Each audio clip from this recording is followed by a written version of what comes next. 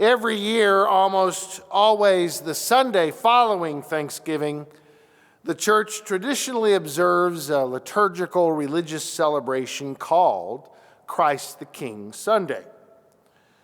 And Christ the King Sunday is a unique liturgical festival in the sense that it marks the last Sunday of the Christian year, right before the first Sunday of Advent, which is the first Sunday of the Christian year. Christ the King Sunday often gets lost in the more American celebration of Thanksgiving. And it's odd in that it is probably the least known liturgical Sunday of the Christian year. You know, we owe all the other liturgical days from Advent to Christmas to Lent to Easter, even Pentecost. But I don't imagine that you got up this morning overwhelmingly excited that we get to gather for worship and celebrate Christ the King Sunday. I imagine most of you are going, what is Christ the King Sunday?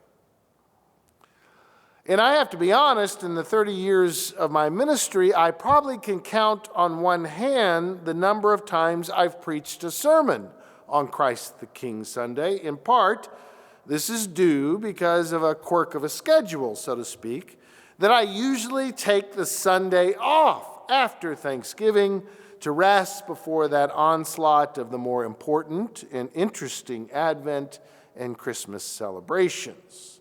Thus, I haven't really talked about it much, haven't really marked the day by preaching on the subject. And to be even more honest, I really don't resonate with this theological or liturgical concept of Christ the King. There's a line made famous, maybe I watch too many movies and have too long, but there's a line that's made famous in a Mel Brooks movie called History of the World Part 1. And this line is given by Mel Brooks, who's playing King Louis of France, decadent and selfish, as he behaves horribly and treats everyone around him as slaves and vassals without any kind of consequence. And he kind of says with this smugness, this sense of entitlement, this line which always I love to remember. He says this line, he says rather smugly, "It's good to be the king." And I can imagine kings have said that through the centuries. Throughout history, kings are not models of compassion or caring, often more defined by power, by hierarchy, by their ruthlessness. Now, the image of Christ the King seems opposite of the biblical image of Jesus, an itinerant son of a carpenter in the backwaters of an oppressive empire. It's good to be the king are not words you'd hear from Jesus' mouth, and I'm not sure they should be words from the mouth of the church. Libby Howe, who's an ELCA pastor, asked the question, I think a really good question, whether we should just drop the whole Christ the King Sunday. Because the church itself has often distorted this claim in an effort to gain secular power.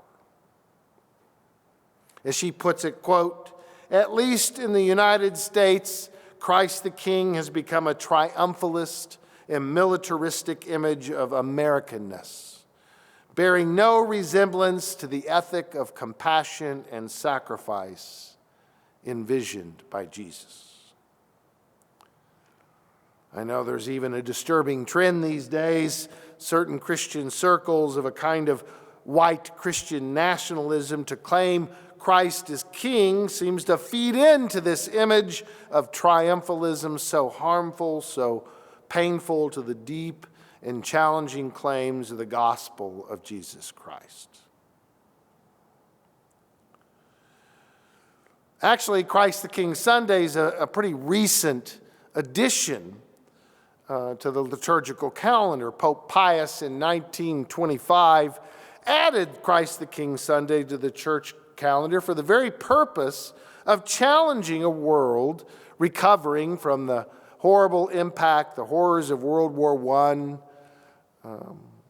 the horrible impact of a flu epidemic only 7 years before, challenging with this image of a king of peace called to reconcile this violent and broken world.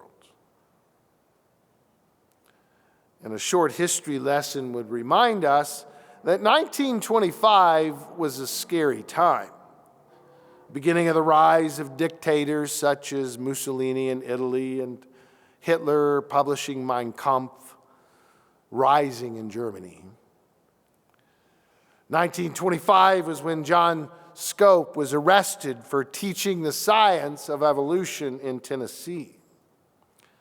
And in 1925, you may not know this, there was a parade in Washington of as many as 40,000 members of the Ku Klux Klan. 1925, the Klan had 5 million members, making it the largest fraternal order in the United States. So one can understand why Pope Pius, striving to combat the sin of idolatry by refocusing the ultimate concern of the church on the King Jesus, his vexing call, his vexing ways of service and self-sacrifice and subversive action. What strikes me about 2020 that we feel and experience as broken and violent and in many ways as dark as a world as it was in 1925.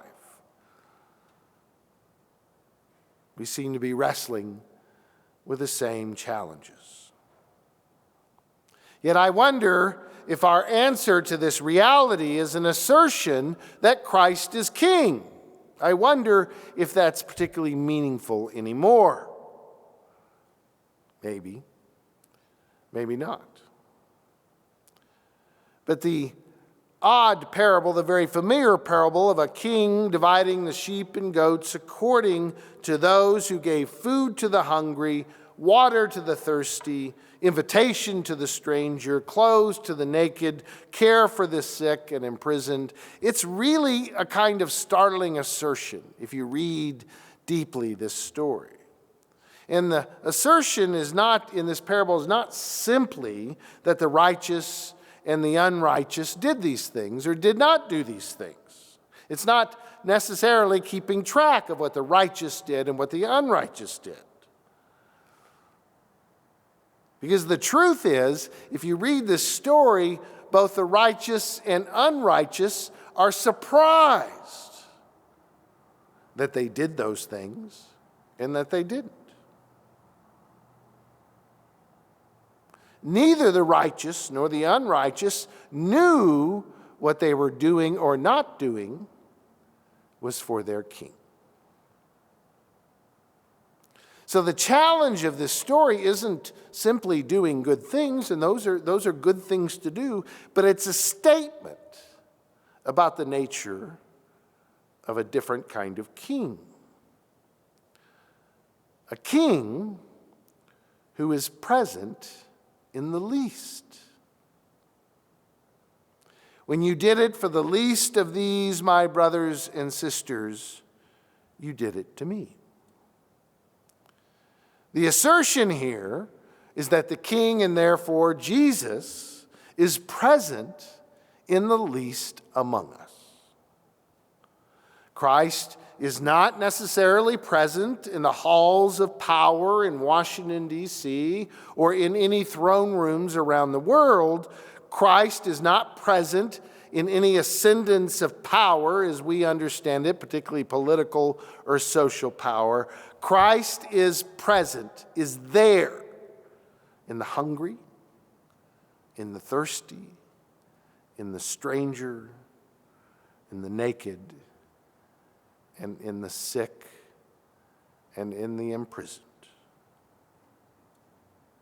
So my proposal, I hope to get you all behind this, that we might challenge the church, is to get rid of Christ the King Sunday and simply have Christ the least Sunday.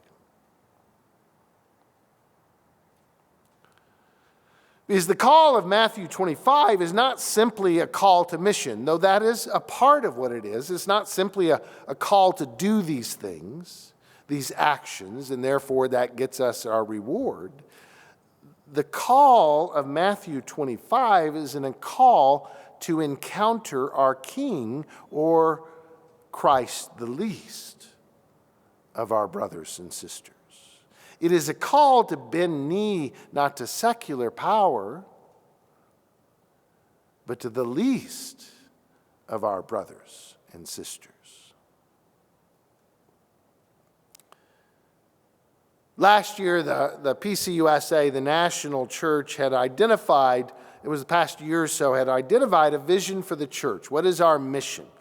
And they started this program called Becoming a Matthew 25 Church. And they articulated that they inviting the whole church at all levels to understand themselves as a Matthew 25 church.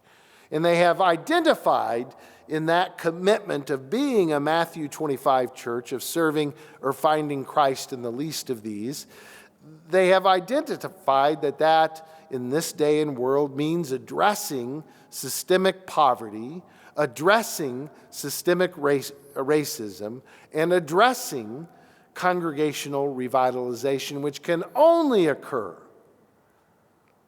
when we encounter the Christ in the least of these. Your session just this past week has made the commitment that we are going to understand ourselves to be a Matthew 25 in that very sense. And it isn't simply that we're going to keep track of how much money we give to the poor, how many naked people we clothe. It isn't simply a tracking of those things so that we can feel good about doing something. It is a call to discipleship, to find Christ in the least. It is interesting to me when we often think of Matthew 25 as a call to mission, which it is. We need to feed the hungry and give water to the thirsty, and we need to clothe the naked and visit the sick and the imprisoned. That's essential to what we do as a church. But that's not what it's about. It's not about recognizing who we are. It is about recognizing who Christ, the least, is. And that the beginning of the Gospel of Matthew in chapter 25, and the two parables we read before this one that leads to this one. It began, if you remember, with the 10 virgins waiting with their lamplight, waiting for the arrival of the bridegroom, this sense of being ready. And then the parable of talents, in which we are asked, what will you do with your wild and precious life when that bridegroom comes? And then we have this gospel in which the bridegroom has come, in which God has called to us and said, what have you done as a church with your one wild and precious life? And so it's not only a question of priority and mission, it's a question of our discipleship, our seeking and finding Christ. And I cannot think of a more profound challenge than the days in which we live in, much like in 1925, when the church has to find a way to speak to a world racked by disease and violence, by division, that somehow we look not to ourselves, but to the least. And encountering the least of and there are a lot of least right now. There are a lot of people sick and dying. There are a lot of people struggling with food scarcity. There are people who will be losing their homes. There are so many afraid in this world. And we have a lot of work to do. But our discipleship calls us to find Christ among the least. To God be the glory this day and forevermore. Amen.